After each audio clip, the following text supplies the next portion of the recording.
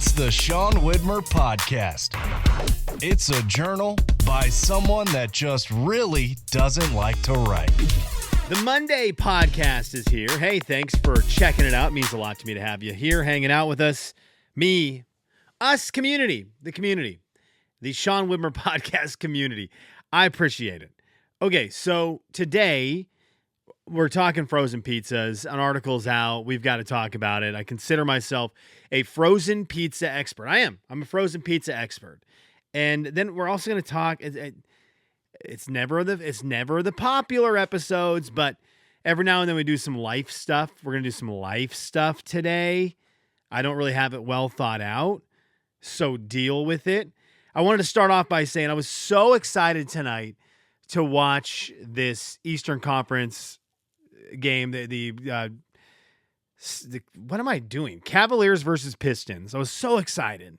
Game 7, and then the Pistons absolutely pooped the bed and are terrible tonight. Terrible. So that game is over just after halftime. It's done. I'm going to get a chance to record the podcast, and I'm going to get a read, I guess, a little bit tonight. I probably should go to sleep. Tomorrow is Monday. I'm recording this late Sunday night, and I should probably do that, but I don't think I'm going to. I think my video is acting weird right now. I don't know what that is. This weekend, we're going to get to frozen pizza talk in just a little bit. Man, this weekend was the one. It got me. And I had to wrestle through it. I don't know exactly. I think one of the reasons I wanted to do this is I got a message last week that was very nice, and it was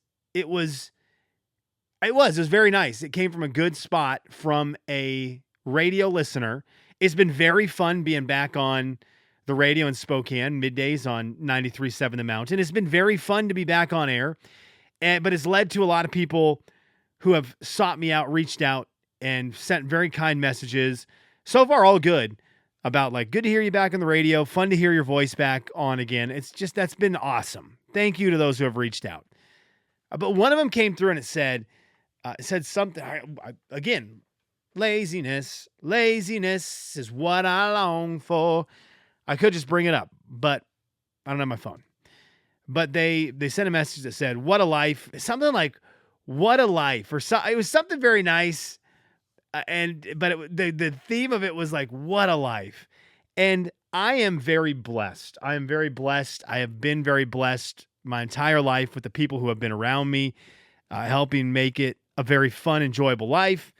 I really had a great time doing radio for a long time. I think people looked at that as like, ooh, it's kind of it's a cool job. It's unique, right? So when you have a unique job, if you're like a pilot, people are like, ooh. There's a couple guys who travel with Gonzaga. They're the team pilots, and they're always fascinating because they're the team pilots. You just don't run into them. So run into them a lot. So anyhow, I think it was just a unique job. So people would be like, ooh, that's really cool. Anyways, I bring this up today because it's like, we're all in this together. And even though I'm very thankful for the things I have, and I do consider myself lucky to have a blessed life, dude, this weekend absolutely rocked me. And it's probably also the reason I don't have a whole lot of energy coming into the Monday podcast here. Did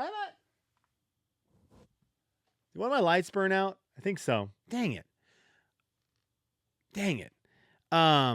Anyhow, it's probably why I don't have my video is just really screwing up today. Sorry for those of you who watch. But anyhow, it's why I probably have a little less energy coming in today. It's probably why I'm not as fired up. This weekend rocked my world. It was a weekend where I wrestled dearly with something we'll talk about. We're just gonna chat about it right now. So my wife and my mother-in-law, they took the baby Woods to Elmo's Got the Moves in Louisville. Awesome. So great. So thankful he got to go. I know that Anna and Lisa had a blast with him. He's a blast. The videos were great. Anytime I brought it up this weekend, you could see his eyes light up. Like, I saw Elmo in real life, Dad. I saw it. So it was cool. But they were gone Thursday, all day Thursday. Then my wife was out of town Friday, Saturday, and got back Sunday night, just after 5 o'clock. So it was a work day Thursday and Friday, but also mixed with being there for the kids and making sure that pickups and drop-offs happened. And of course, my daughter had a day at school where stop inviting me to things. Stop inviting parents to things. Stop. And the invite okay, I don't need to complain about it. The invite this weekend was multiple things throughout the day, but it wasn't like come for the whole thing. It was like you're invited for an hour, then you're not invited for half hour. Then you're invited back for 45 minutes. Then you're not invited for 45 minutes. Then you're invited for 2.5 hours. Then go to your car, get in line, and pick up your kid. And it was just insane. It was insane. So I tried to get to a little bit of that, but I'm working. So you got work right into kids, right? Done with work, right into kids, and you're in it with kids until they go to bed. And then after they go to bed, it's exhausted. Clean the house, get things ready, and then you're in bed, and next morning you wake up with the first kid. To get them out the door, get them to school, get food in their bellies. This whole school thing again. Kids right after work. You got the mix a little bit of like an overlap an hour of kids and work. And then Saturday rolls around. You're like, I'm tired. I had a whole full work week. I just need a moment. And it's kids from sunrise till sunset. And I love them to death. And then Sunday is, rinse and repeat. And I love them to death. And I hate it because it comes across very complaining. But I think if you're a parent, there just gets up to be a point with any human where you're like, holy smokes. The people I love the most in this world, if you ask me I don't care what the question is. It could be an awesome question. At this point, it could be a question about, Dad, tell me everything about the 1995-96 Seattle Supersonics. And I'd be like, I can't answer. I got nothing left answers. I got nothing left. We've done it. We've hit maximum questioning. And so it's hard because you just want to be in the moment. I'm reminding myself constantly, they're growing up. Be there in these moments. These moments matter. So, we're doing fun stuff. And one of the things I wanted to mention, we did some fun stuff this weekend. It was awesome. And I want to talk about one of them in particular in a little bit. If I remember, in fact, I'm going to need to write it down right now. Let me write it down so I don't forget about it. And I'm going to hold this card because I really don't want to forget about it. Which one of my kids is awake right now? It's inevitable. Every single time I start recording the podcast, one of the kids wakes up. They're back asleep. Okay, I'm going to hold this. So anyhow, I just had the moment this week where I was like, it was all kids all the time. And I'll give my mother-in-law definitely some love on this because today she was reaching out. She's like, look, what can I do? Can I grab a kid? Can I take a kid somewhere? Can I do this, that? Like huge, offering tons of help. But I was just like, we're in at this point. Let's go. I will say Olivia did go to one of her friend's house on Saturday for a while. That was really nice. That was really fun. But I had that moment this weekend where I was like, man, I'm alone in Lexington. And I say that coming off the fact my mother-in-law is here, my father-in-law is here. If I need something, I know I can reach out to them and they'd be great. But what I'm thinking is the reality of having left Spokane and coming out here with my wife and like, okay, you're the person I know in Lexington. And then, she's gone. I knew this moving out here. When the things happen and you're not thinking, right? Everything's changing. You're excited. There's some excitement, but like, there is that moment. I'm like, oh man, I need to be able to text Johnny boy and be like, hey, John, my kids are lunatics. You're going to be at your house in 15 minutes, dude. All of us. Tell your kids to hide the toys they don't want slobber on. We're on our way. Andy, hey, put the kids in the car. We're going to the park. Jeremy, see you in 5.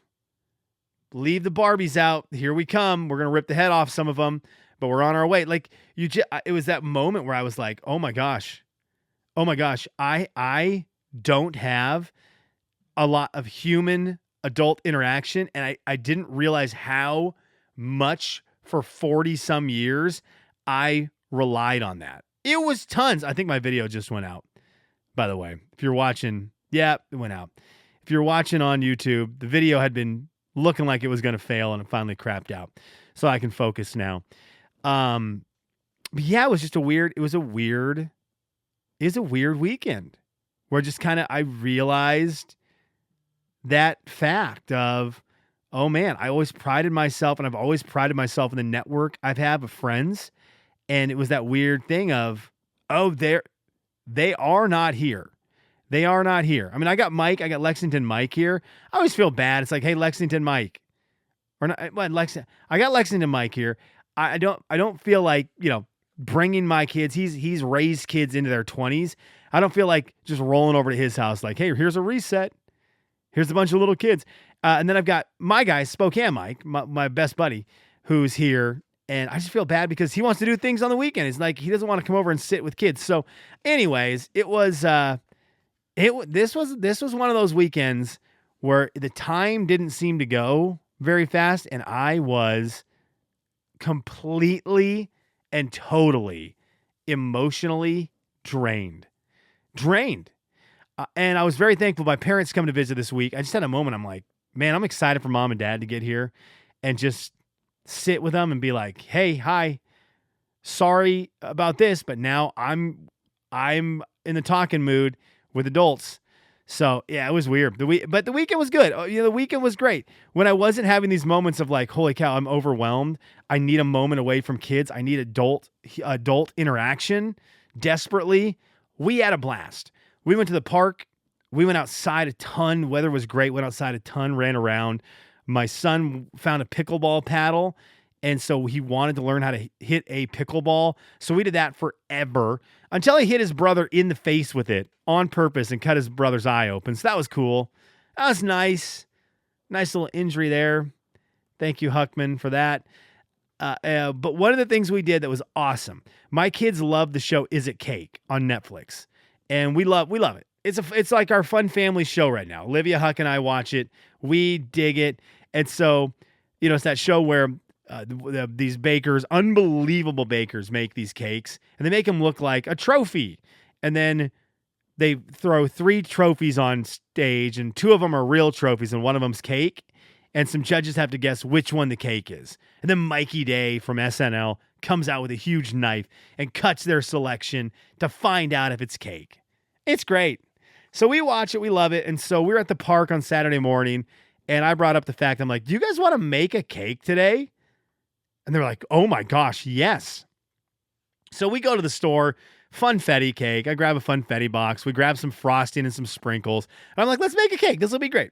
So we come back and, we roll into the kitchen. We get Woods to bed for his nap. We get all the ingredients. We've got the eggs, all the ingredients for a box cake: eggs, oil, water, mixer, and in the box of the box of cake mix. So we dump it all in. Huck cracks more eggshell than egg into the bowl. So heavy on the eggshell, and we mix it up. They're in love with this mixer. I pour it in the 9x13 pan, get it in the oven, bake it. Looks great when it comes out. Kids get some frosting on it and dump some sprinkles. It's great. And I take it out and I'm going to serve it. And I bring the cake to the table because Olivia wanted to make a video. She said, can I make a video of Is It Cake? I'm like, yeah. She goes, I want to ask you guys if it's cake, and then you tell me if you think it's cake, and I'm going to cut into the cake. And I was like, of course you are. We watch Is It Cake?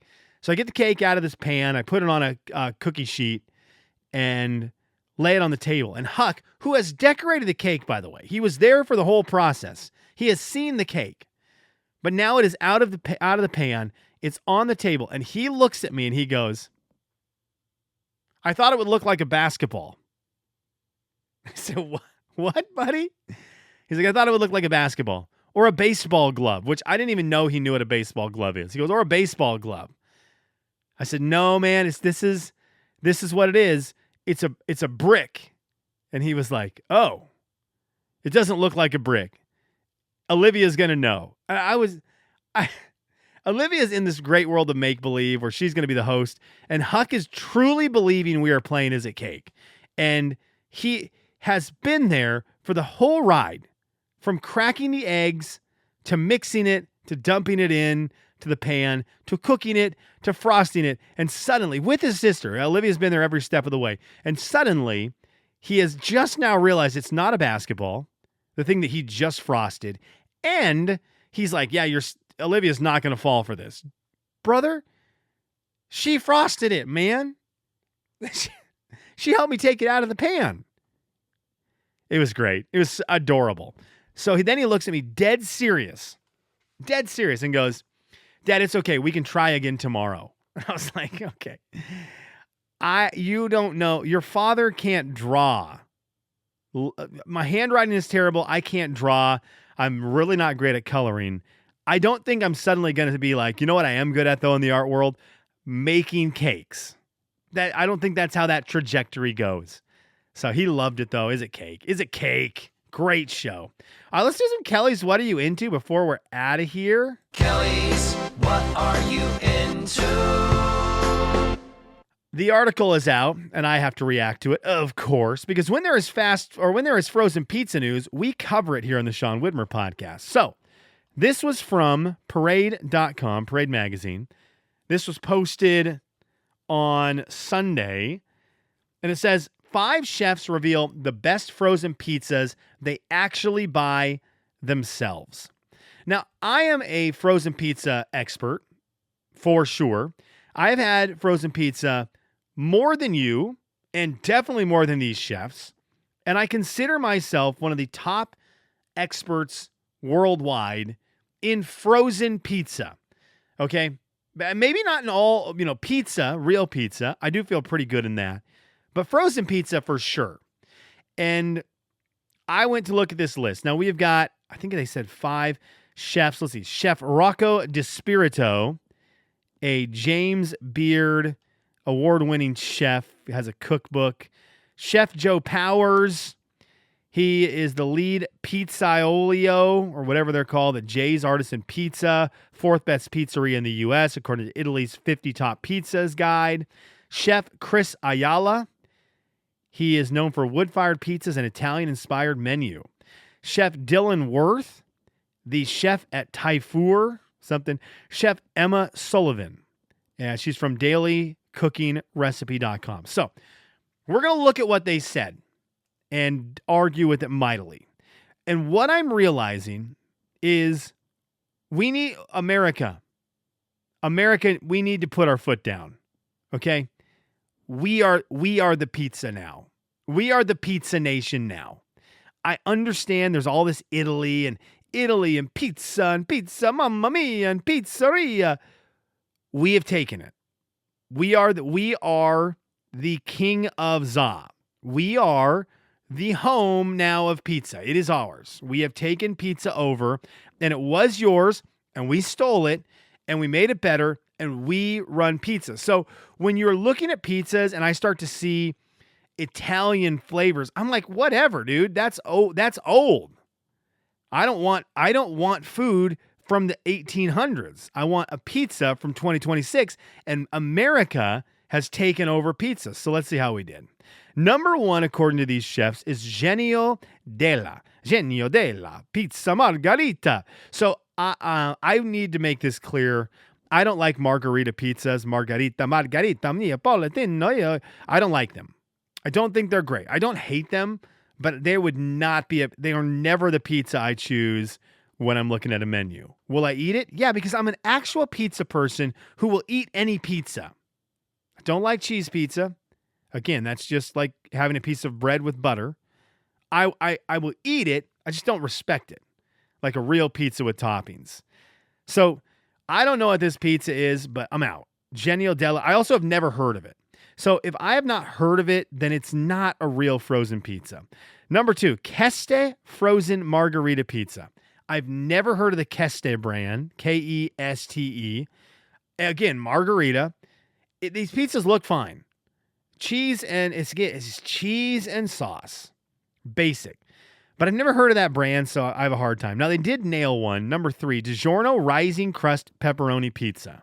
There we go. Chef Emma Sullivan says the DiGiorno Rising Crust Pepperoni Pizza still holds up surprisingly well. She said this: I've tried fancy brands, but this one actually crisps up without turning into cardboard. the crust gets legitimately fluffy inside. So shout out DiGiorno for this one. I will try this one. DiGiorno Rising Crust Pepperoni Pizza. And I respect that. Now, I don't want my frozen pizza to be fancy at all. That's another thing that I feel like is lost in the sauce here with a frozen pizza. We aren't going out buying a frozen pizza going, I hope this is 5-star. I hope this is Michelin. I hope this is the best pizza I've ever had. What are you doing? Where did you go wrong? At that point, if you're looking for a pizza that's fancy, you're just going to get a pizza from a pizzeria. That's what you would do. So you have to draw a line there. Like, you understand the mission is a frozen pizza anyhow. Number 4, Pizza King Pepperoni Pizza. Now, this is another one. I have not heard of the brand Pizza King, but I'm going to look up the frozen pizza. I'm going to look up the box and see if the box jangles any bells in my brain. Now, I don't recognize this.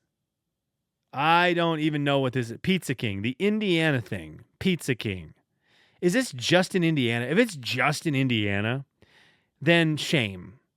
Shame. It needs to be that's the other thing. It needs to be nationwide. You cannot do a list and isolate. You got to go nationwide. All right. And then finally, number 5, Antico Casa Margherita Pizza. Another frozen pizza that I've never heard of. And I'm looking at the box, I've never seen it. Red Baron, classic crust, pepperoni, number 1. I do like these DiGiorno Rising crusts, but I'm going to go with a Tombstone pepperoni, number 2. Totino's Supreme, number 3. These are all knee-jerk real quick. It's the Red Baron. Oh, I forget what they call it, but it's like they're multi-meat, like meat lovers style. And then whatever the one at Yolks is that I never remember the name, but the one at Yolks, it's just in saran wrap. It's amazing. So there's my local one. All right, that's the podcast today. Thanks for listening. Get on in the comments over on YouTube, Spotify, Sean'sLife.com. Thanks for listening.